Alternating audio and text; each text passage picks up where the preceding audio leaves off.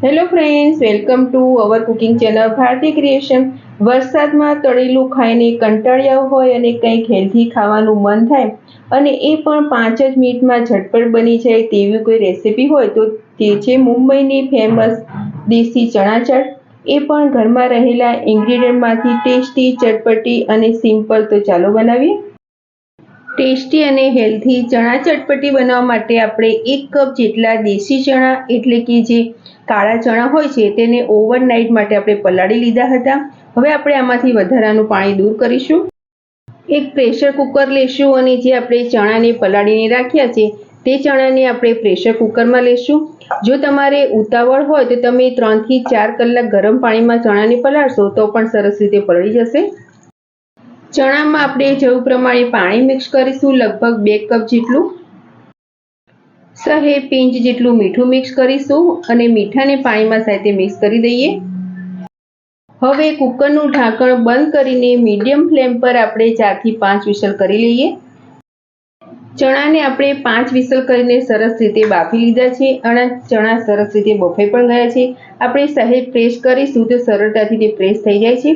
હવે આપણે આમાં વધારાનું પાણી કાઢી લઈએ. હવે આપણે એક પેન લઈશું અને પેનમાં આપણે 1 ચમચી જેટલું તેલ નાખીશું. તેલને આપણે સાથે ગરમ થવા દઈએ. તેલ સહેજ ગરમ થાય પછી તેમાં આપણે અડધી ચમચી જેટલું જીરું નાખીશું. જીરું તેલમાં સાથે સંતળાઈ જાય પછી આપણે એક નાનો ટુકડો આદુનો લીધો હતો જેને ઝીણી ઝીણી મદદથી છીણ કરી લીધું છે તે આદુને પણ આપણે તેલમાં સહેજ સાંતળી લઈએ. આદુ અને જીરું બંને સરસ રીતે સંતળાઈ ગયા છે. હવે તેમાં જે આપણે બાફીને ચણા રાખ્યા છે તે નાખીશું. ચણાને પહેલા આપણે આમાં સાથે મિક્સ કરી દઈએ. ગેસની ફ્લેમ આપણે મીડિયમ જ રાખવાની છે. આપણે ટેસ્ટ પ્રમાણે આમાં મસાલા કરીશું. પિંચ જેટલી હળદર, અડધી ચમચી કાશ્મીરી લાલ મરચું પાવડર, 1 ચમચી ધાણા જીરું, સહેજ અડધી ચમચી જેટલો આમચૂર પાવડર અને સહેજ આપણે મીઠું નાખીશું કારણ કે મીઠું આપણે ચણા બાફવા મૂક્યા ત્યારે પણ નાખેલું છે. હવે આ બધા મસાલાને આપણે સાથે ચણામાં મિક્સ કરી દઈશું જેથી તે બધા ચણા છે એ મસાલાથી સારી રીતે કોટ થઈ જાય અને જ્યારે પણ આપણે આ ચણા ચટપટી બનાવીએ તો આનો ટેસ્ટ અલગ જ આવે. ગેસની ફ્લેમ મીડિયમ રાખીશું જેથી આપણે જે મસાલા કર્યા છે તે બળી ના જાય. મસાલા કરીને પછી આપણે એકાદ મિનિટ જેવું રાખીશું જેથી આ બધા મસાલાનો ટેસ્ટ ચણામાં સારી રીતે આવી જાય. લગભગ એકાદ મિનિટ જેવું થઈ ગયું છે અને બધા મસાલા ચણામાં સારી રીતે કોટ થઈ ગયા છે. હવે ગેસની ફ્લેમ બંધ કરી દઈશું અને સહેજ ઠંડા થાય પછી આપણે ચણા ચટપટી બનાવીએ. આપણે જે મસાલાવાળા ચણા કર્યા હતા તેને એક મિક્સિંગ બાઉલમાં લઈ લીધા છે અને હવે આપણે આ ચણામાંથી એકદમ ટેસ્ટી મુંબઈની ફેમસ ચણા ચાટ બનાવીશું. એ માટે આપણે અમુક વેજીટેબલ મિક્સ કરીશું. એકદમ ઝીણા કટ કરેલા ટમેટા, ઝીણી કટ કરેલી ડુંગળી, 1 નંગ જેટલું બાફેલું બટેકું લીધું છે જેને મેં એકદમ ઝીણું કટ કરી લીધું છે તે, 1 નંગ ઝીણું કટ કરેલું લીલું મરચું, થોડા ઝીણા સમારેલા લીલા ધાણા, ચટપટો અને ટેસ્ટી ટેંગી ટેસ્ટ લાવવા માટે 1 લીંબુનો રસ, તેમજ અત્યારે આપણે ચાટ બનાવીએ છીએ એટલે ચાટ મસાલો તો હોય જ, અડધી ચમચી જેટલો ચાટ મસાલો.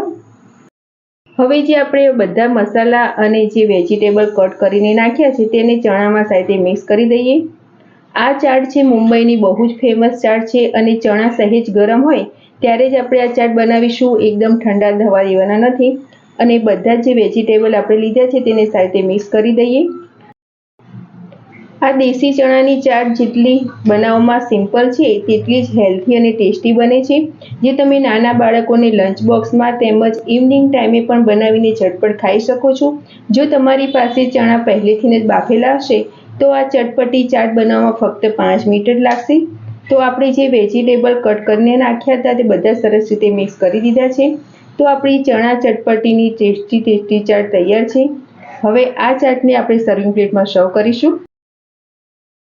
તો ફ્રેન્ડ્સ, તૈયાર છે એકદમ ટેસ્ટી, હેલ્ધી અને જોઈને જ ખાવાનું મન થઈ જાય તેવી દેશી ચણાની ચાટ.